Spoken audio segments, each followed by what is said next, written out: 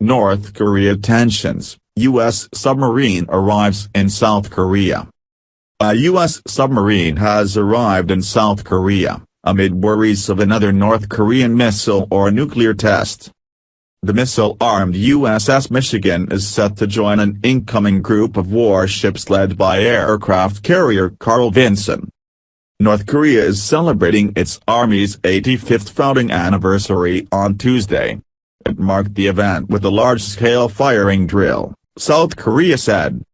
Tensions have risen in the area in recent weeks, with the U.S. and North Korea exchanging heated rhetoric. Experts fear Pyongyang could be planning more tests. It has marked some key anniversaries in the past with nuclear tests or missile launches.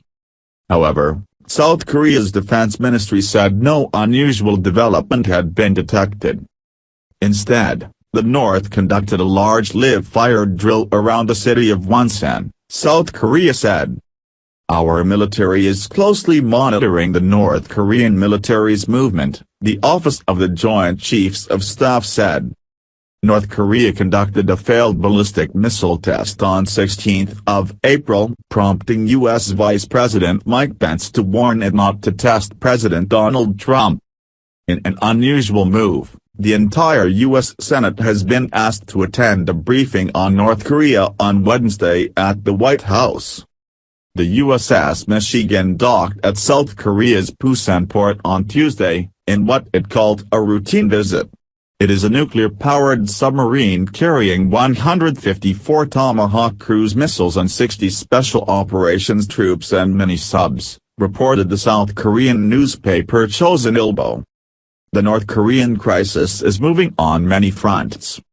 The U.S. submarine docking in South Korea is a routine event, but in this time of heightened tension it has extra significance.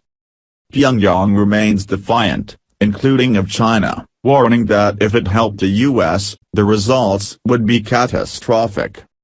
Envoys from South Korea, the U.S. and Japan are discussing North Korea in Tokyo. What this all adds up to depends on whether President Trump has rejected the advice given to his predecessors that attacking North Korea could provoke an attack on Seoul, with one expert saying there could be tens of thousands of deaths on the first day.